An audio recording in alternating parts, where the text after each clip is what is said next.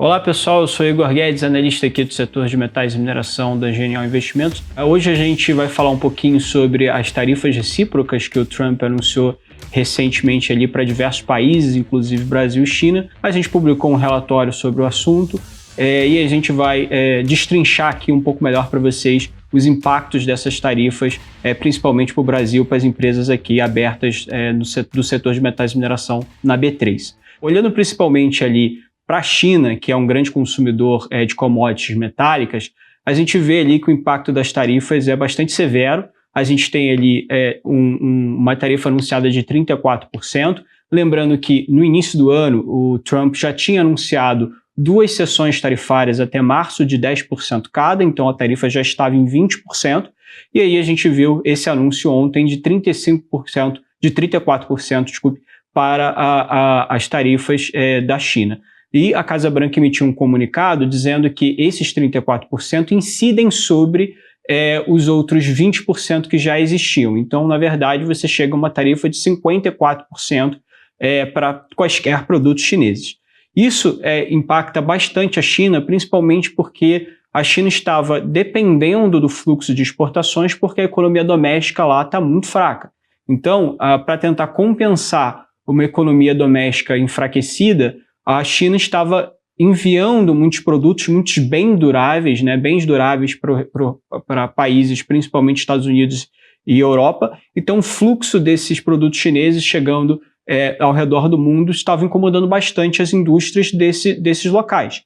E aí, o Trump tem elevado as barreiras tarifárias para tentar combater essa enxurrada de produtos chineses que está chegando nos Estados Unidos. Então, isso não é nada novo exatamente para a China, mas se intensificou muito nos últimos 2 anos.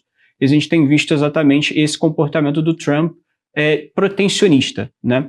E aí, a partir do momento onde existe uma barreira tarifária bastante robusta para os produtos chineses, a tendência é a economia da China desacelerar ainda mais, porque se o seu consumo doméstico está fraco e ela vai deixar de conseguir esse suporte das exportações por conta da barreira tarifária, vai ficar muito difícil para ela conseguir atingir a meta de 5% de PIB, que é a meta para esse ano de 2025 elaborada pelo governo chinês.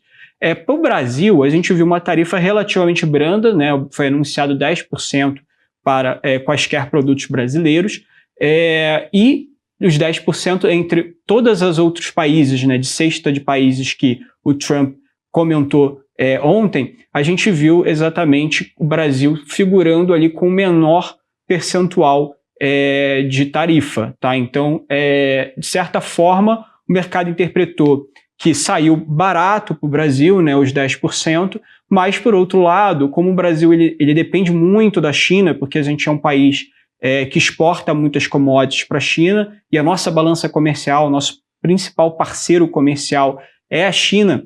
Se a economia da China enfraquecer mais, ela acaba levando uma conjuntura mais complicada, né, dificultando um pouco mais a vida do Brasil por tabela. Tá? Então, embora a tarifa de 10% para o Brasil seja baixa, como a tarifa para a China foi alta, a gente acaba interpretando que tem um impacto negativo de maneira geral para o Brasil e principalmente para o setor de metais e mineração.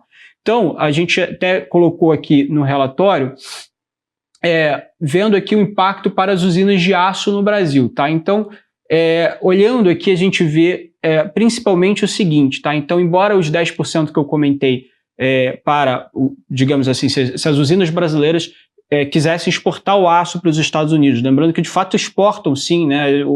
As siderúrgicas brasileiras, elas figuram ali entre o top 3 exportadores de aço para os Estados Unidos, mas a gente já até comentou em outro relatório que boa parte desse fluxo de aço brasileiro que chega ao território norte-americano, ele vem de companhias não listadas. Então, CSN, Gerdau e Uzi Minas exportam muito pouco aço para os Estados Unidos, e Gerdau, inclusive, tem suas plantas de fabricação de aço localizadas lá nos Estados Unidos, né, 34% a 35% mais ou menos de todo o aço que a Gerdau produz de fato comercializado e fabricado em território americano. Então, isso teoricamente seria até bom para a Gerdau.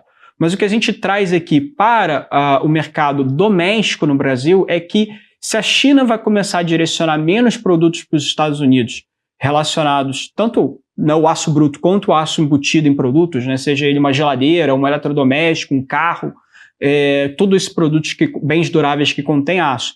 Se a China não vai exportar mais para os Estados Unidos por conta do aumento da barreira tarifária, ela vai tentar redirecionar para outro lugar. E o Brasil vai ser, provavelmente, um dos destinos que vai ter um aumento de influxo de produtos chineses chegando aqui. E aí a gente acredita que isso vai dificultar as usinas locais, né?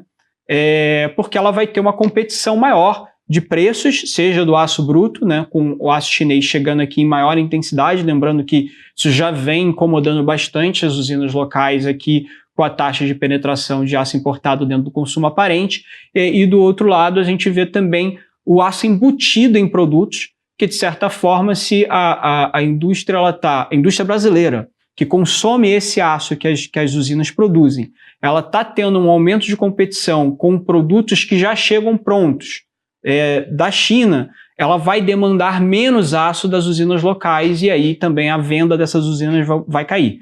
Então, na nossa interpretação, embora a taxa de 10% seja baixa se comparada ao que o Trump fez para outros países, isso por si só não deixa de impactar o Brasil como um todo, justamente por conta das taxas altas que foram impostas à China principalmente, e como a China vai redirecionar o fluxo de produtos ao redor do mundo. Outra coisa interessante que a gente comenta é justamente sobre essa questão do aumento das tarifas para países do Sudeste Asiático, entre eles Camboja, Vietnã, Tailândia. Isso, na verdade, aconteceu porque a China ela fazia uma triangulação com esses países, né? Como já comentei, não é o primeiro aumento tarifário que o Trump faz para a China nesse ano, então ele já tinha feito 2 aumentos de 10% cada. Então a China ela já vinha percebendo isso, até pelo aumento das tensões da guerra comercial, que o Trump iria elevar tarifas e continuar elevando tarifas. Então ela utilizou alguns países que são parceiros comerciais ali no Sudeste Asiático para fazer uma triangulação comercial. Então ela produzia na China o produto, enviava para esses países com uma logística relativamente barata, porque tem uma geografia próxima ali do território chinês, e dali ela fazia reendereçava esse produto, mudava a embalagem, mudava levemente uma característica daquele produto, e dali do Vietnã, por exemplo, do Camboja, reenviava para os Estados Unidos, né? Então triangulava através de parceiros comerciais no Sudeste Asiático, e aí saía do Vietnã, do Camboja, da Indonésia, para ir para os Estados Unidos. E aí saía com um novo rótulo, né? Que é como se os Estados Unidos estivesse recebendo esse produto do Vietnã, e não necessariamente da China. Mas ele inicialmente foi produzido na China. Então era uma forma que a China estava encontrando de tentar burlar, né? De tentar, de alguma maneira, e se esquivar dos aumentos tarifários que o Trump já estava fazendo desde o início do ano.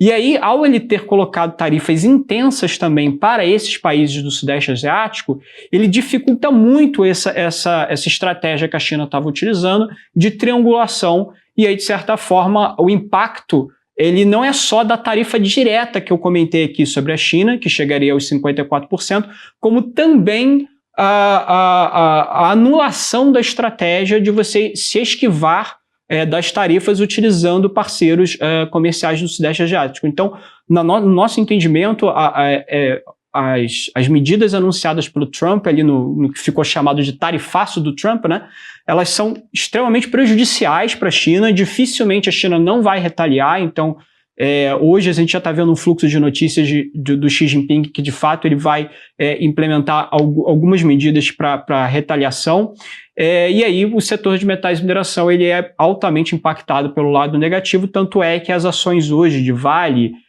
CSN, Usiminas e Gerdau, inclusive, né, por mais que seja uma beneficiária que esteja ali produzindo aço nos Estados Unidos, todas essas ações hoje do pacote ali das principais ações do setor de metais e mineração estão caindo na bolsa hoje, justamente por conta dessa forte ligação que o setor tem com a China e o entendimento de que a China foi extremamente prejudiciada nessa questão ali relacionada ao pacote tarifaço que o Trump elaborou. É isso, pessoal. Eu vou ficando por aqui. O relatório está lá na plataforma, ele está bem completinho.